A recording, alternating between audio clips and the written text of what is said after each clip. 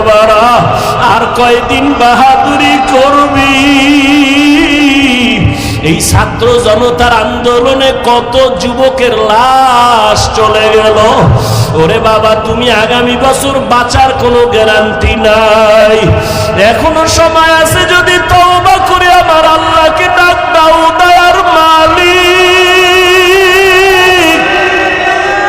এই ময়দানে আমার মতো গুনাহগার কেউ নাই। আমার গুনার খবর আমার মা বাবা ভাই বোন স্ত্রী পুত্র কেউ জানে না। যদি আমার অপরাধের খবর আমার স্ত্রী জানতো, আমারে ঘরে ঢুকতে দিত না, আমাকে স্বামী বলে গ্রহণ করত না। আমার অন্যায়ের খবর যদি মা বাবা জানতো, সন্তান বলে পরিচয় দিত না। আমার অপরাধের খবর যদি আমার ভাই জানতো, ভাই বলে পরিচয় দিত না।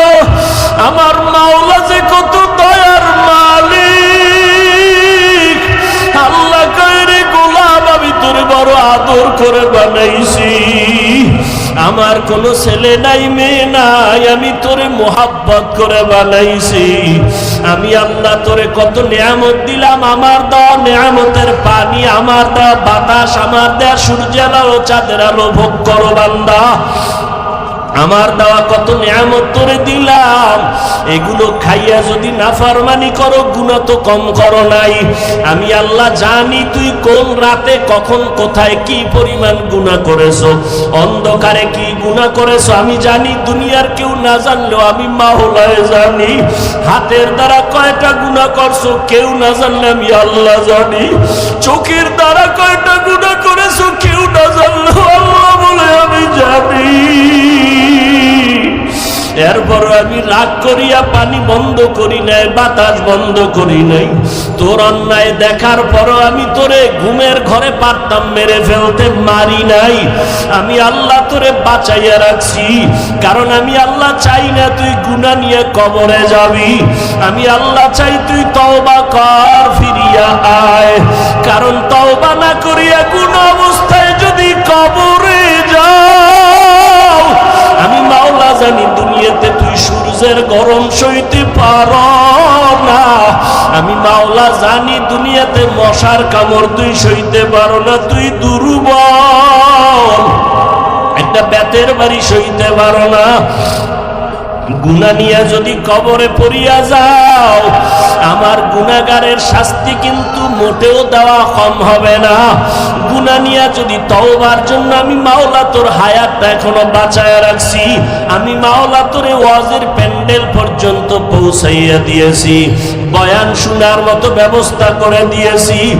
এখনো ফিরিয়া আয়, তওবা কর, গুনাহ নিয়ে জাহান্নামী হয়ে কবরে যাস না। যদি গাদ্দারি করিয়া গুনাহ নিয়ে কবরের বিছানায় যাও, ওই কবর কিন্তু বাতি নাই, সাথী নাই, মাটি আর অন্ধকার। ওই কবরে যখন তুই যাবি, ওই কবরে তোর মা বাবা নেতা নেত্রী কেউ যাবে না, আপনজন কেউ যাবে না। ওই কবরে গুনাহ নিয়ে যদি যাও, আরে জবাব, তিনটা প্রশ্নের জবাব যদি দিতে না পারো, সাথে সাথে কবর জাহান্নামের টুকরায় পরিণত হয়ে যাবে।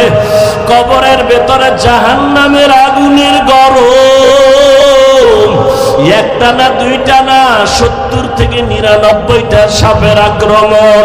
আমি আল্লাহ তখন রাগ করিয়া বলবো, কবরের মাটি এই গুনাহগার বেনামাজিরে ধর। এই বেনামাজিরে আলেম ওলামারা কত বয়ান করলো, ফিরে নাই। গুনার কথা বুঝাইছে, গুনাহ ছাড়ে নাই। ও কবরের মাটি, দুই পার্শ্ব থেকে এত জোরে জোরে চাপ দাও, এমন করে কবরের মাটি চাপ দিবে পাজরের হাড়গুলো চূর্ণার হয়ে যাবে। ও যুবক বাবারা, পাও দুইটা ধইরা বলি, চোখের বাড়ি ছেড়ে আল্লাহকে ডাক দাও।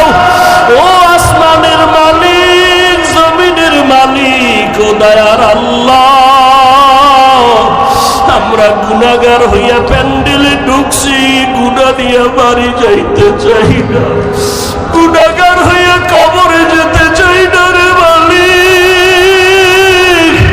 ওই কবরের দুই পার্শ্বের মাটির চাপ সইতে পারবো না রে আল্লাহ। পর্দার আড়ালের মা বোনেরা, আপনার মতো কত মা বোন মোবাইলে সময় নষ্ট করে না, নামাজ ছাড়ে না, পর্দায় চলে না, স্বামীর মাল হেফাজত করে। ও মা বোনের, আপনারা কেন পারবেন না? এখনো সময় আছে, তওবা করে 2 ফোঁটা চোখের পানি ছাড়িয়ে আল্লাহকে ডাকেন। সন্তান যদি চোখের পানি ছাড়িয়া মা বাবাকে ডাক দেয় আর মাপ চায়, মা বাবার দয়া না হইয়া পারে না। ছাত্র যদি কান্না করে ওস্তাদের কাছে ক্ষমা চায়, ওস্তাদ মায়া না করিয়া পারে না। ও আল্লাহর বান্দারা, ওই মা বাবার থেকে, শিক্ষকের থেকে আমার মাওলার মায়া কি কম।